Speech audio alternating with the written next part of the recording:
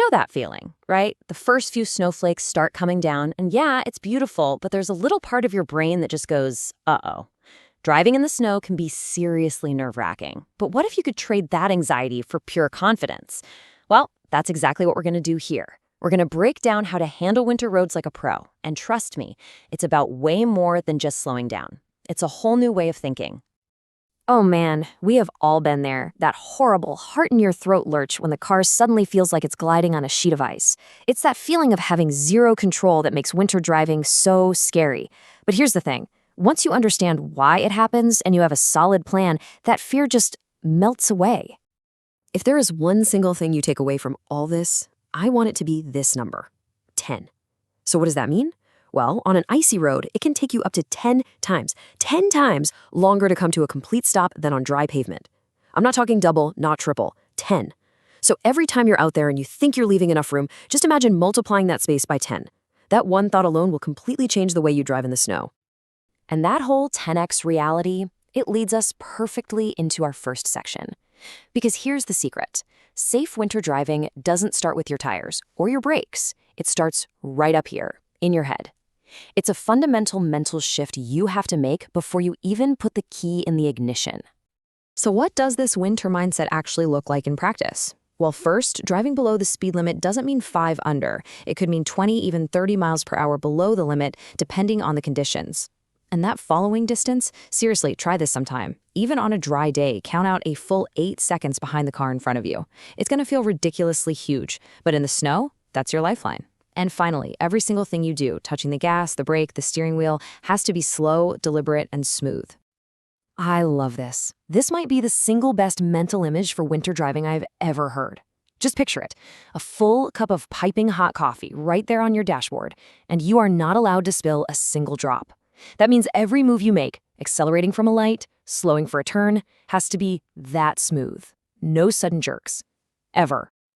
Okay, so once your mind is in the right place, you gotta make sure your car is actually ready to follow through on your plan. You can be the calmest, smoothest driver on the planet, but if your vehicle isn't prepped for the conditions, you're really starting with a major handicap. These are the absolute non-negotiables. And when I say clear all the snow, I mean all of it. Yes, that includes the roof. A giant sheet of ice flying off your car at 40 miles an hour is a deadly hazard for the person behind you. Also remember that cold air makes your tire pressure drop, so check it often. And try to keep your gas tank at least half full. It helps prevent your fuel lines from freezing and, gives you a nice cushion if you ever get stuck.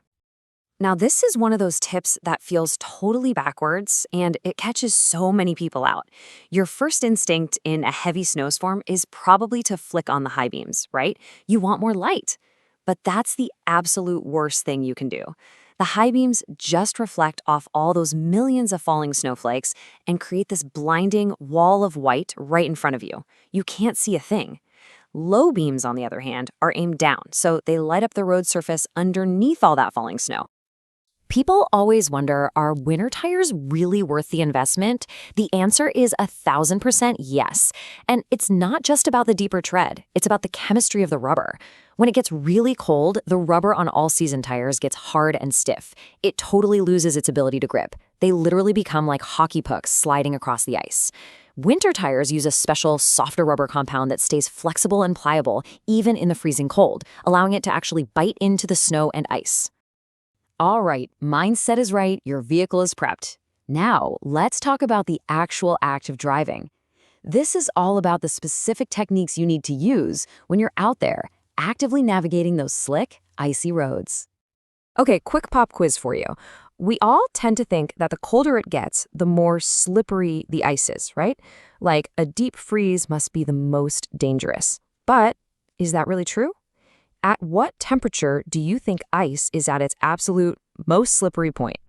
And the answer might surprise you. It's not when it's bitterly cold. Ice is actually at its most treacherous right around the freezing point. So why is that? It's because the pressure from your tires actually melts a super thin, invisible layer of water on top of the ice. So you're basically driving on a thin film of lubricant. This is also the prime time for that dreaded black ice to form. Now, if you've got an automatic transmission, don't just put it in drive and hope for the best. You've got tools at your disposal. You see that little snow mode button? It's not a gimmick. What it usually does is start the car in second gear, which puts less torque on the wheels and reduces that initial wheel spin. And here's a real pro tip: learn to use engine braking. That just means slowing the car down by easing your foot off the gas way ahead of time. It is infinitely smoother and safer than hitting the brakes on a slippery surface. Okay, let's talk about the moment every winter driver fears: the skid. That feeling of total helplessness when the car starts to go sideways. But listen, it does not have to be a moment of sheer panic. Knowing exactly what to do, and maybe more importantly, what not to do, can turn a potential disaster into a controlled, calm recovery. The absolute most important thing you have to do is fight your every instinct. Your brain is going to be screaming at you, slam on the brakes. You have to ignore that voice. So let's walk through it. Step 1. The instant you feel that slide, take your foot completely off the gas and the brake. Step 2, and I'm going to say it again, do not touch the brakes. That will only make the skid worse. Step 3, and this is the magic part. Look where you want the car to go. Don't stare at the ditch you're trying to avoid. Physically turn your head and look at the clear part of the road. Your hands will instinctively follow your eyes.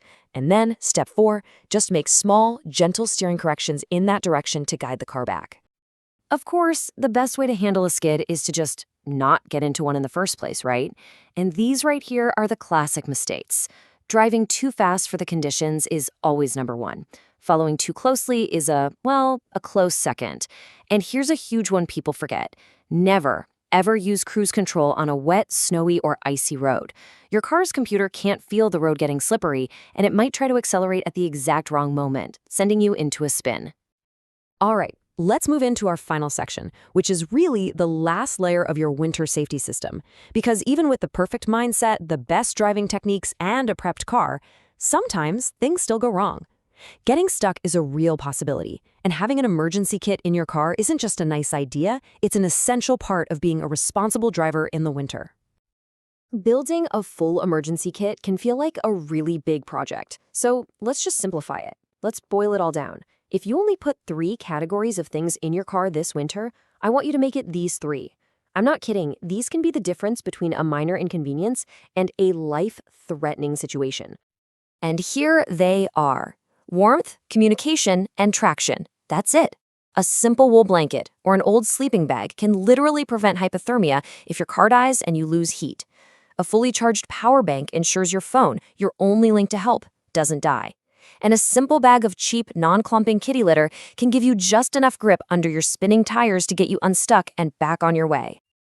Okay, so once you've got those 3 big lifesavers covered, then you can start building out a more complete kit. You can add things like a small folding shovel, an extra ice scraper, some jumper cables, a good flashlight, and definitely some non-perishable snacks and water. Things like reflective triangles and a first aid kit are also fantastic additions that will prepare you for just about any common roadside problem. So, let's wrap it all up with this question right here. Being a safe winter driver comes down to preparation and a whole lot of patience. But really, it's about making a conscious choice to do things differently. So what's the one small change you're going to make this year? Maybe you'll actually count out that 10-second gap. Maybe you'll finally go pack those 3 lifesavers in your trunk. Whatever it is, just remember that the one small change you make doesn't just keep you safer, it makes everyone else on the road with you safer too. Please like, subscribe, and get notified.